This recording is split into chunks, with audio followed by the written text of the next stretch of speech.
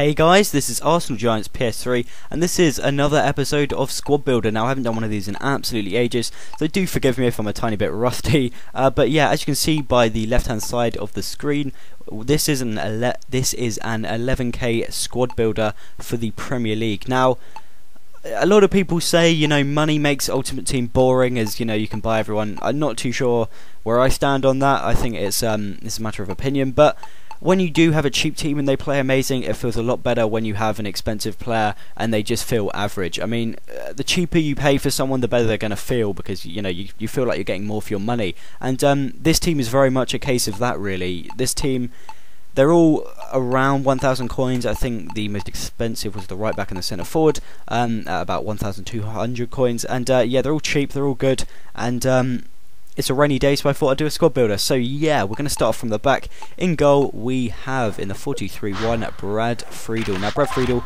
very old, but still 45 pace, still faster than Yanko, and a variety of Mertesacker. He's even faster than Mertesacker, and he's 41. I think 41, something like that. That's pretty sad, but yeah, he's got reasonably good stats. 77 dribbling, not dribbling, what am I about, diving, which is pretty decent. He is a very good shot stopper, especially when it gets down low.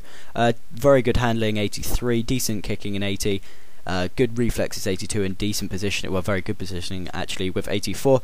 With goalkeepers, stats can be quite flippant. You can't, sometimes you don't always see it, but you can tell when you've got a good goalkeeper and a bad goalkeeper. Rain is crazy. It's pissing it down here. I don't know if it is for you guys as well. But yeah, you can just feel when you've got a good goalkeeper, and Brad Friedel is very much a case of that.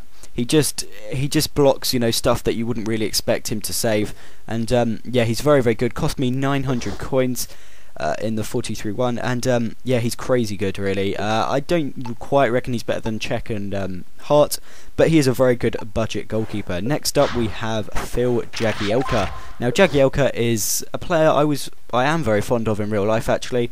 Always feel sorry for the guy when he gets injured. He's one of those players that, who knows, if he wasn't getting injured all the time, he could be a very, very good player. But yeah, now he's got reasonably good pace, 69 pace, which is quite fast for a centre back, really. When I'm buying centre backs, I always make sure they have 65 or more pace, because you're going to come up against very fast strikers on Ultimate Team nowadays, especially now Eto's like 10k or whatever he is, and you need pace in defence, and Jagielka's got that pace, and yeah, he's got good pace, but he's also got decent positioning and decent defending. 81 defending is not too bad at all, and 84 heading is very good.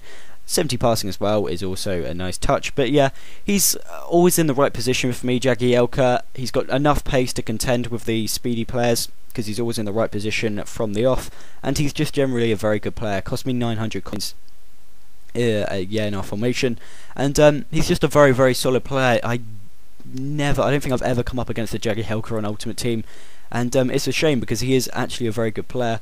Again, not quite as good as your David Luiz is, your Colo Touré company for Marlon, etc. But he is a very, very, very good defender, and I would recommend him for anyone starting off with a cheap team. Next up we have Martin Skirtle. Is his first name Martin? I think it is, I can't remember. But yes, Skirtle, sounds like a Pokemon, is absolutely amazing. He is one of my favourite defenders in the Premier League, and he's a good player in real life as well. 71 pace, he is fast, he's tall, he's amazing in the air, and he's just generally very much a tank, really. Cost me 1,000 coins again. So far this the heart of our defence has cost us 3k, and he's got good pace, good defending, and good heading. His heading is better than that, I'd say. He's always a threat from corners, and he's just I don't know what it is about him. Again, when you've got a good centre back, it's quite hard to kind of tell the criteria, but Skirtle just matches it all. Good in the air, decent defender, and good pace. That's what makes him unplayable at times, and yeah, so he cost us 1k. Right back, this is probably our most expensive player, Bakary Sagna.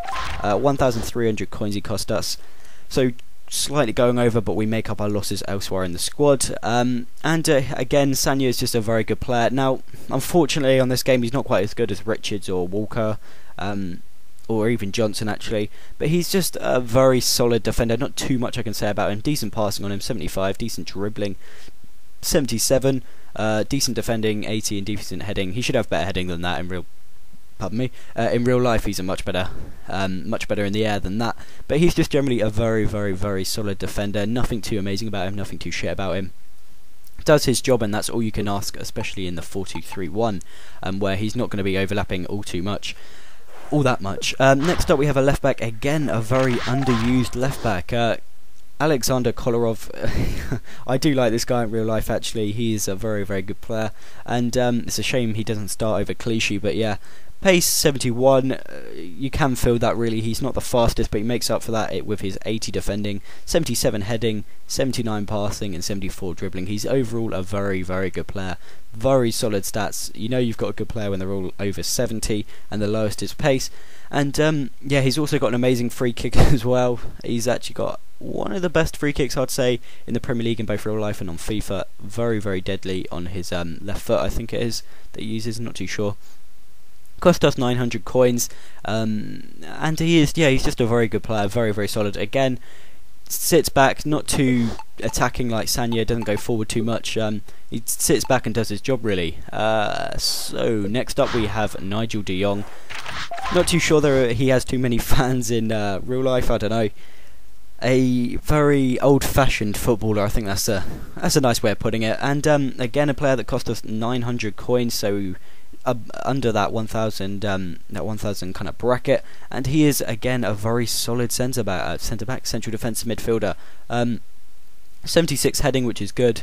Very good, nice defending, 81. Decent dribbling actually for a central defensive midfielder. Decent passing, 74, although leaves a little to be desired, especially in this kind of passing formation. And okay pace as well. He's just very, very bog standard.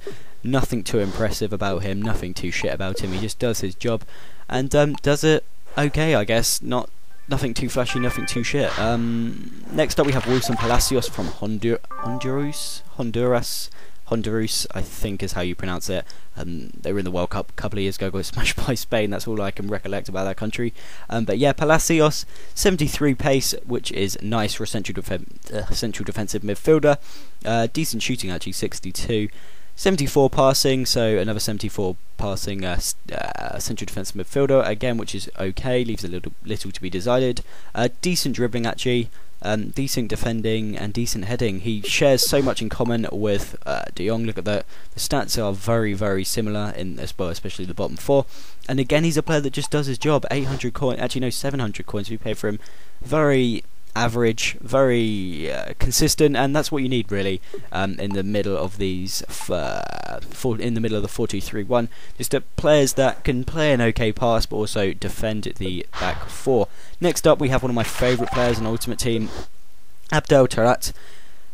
I've got so much to say about this guy, but I've got to keep it down. Good pace, feels faster, very, very good shooting, one of the best right foot finesse shots in the game. Decent passings, better than that.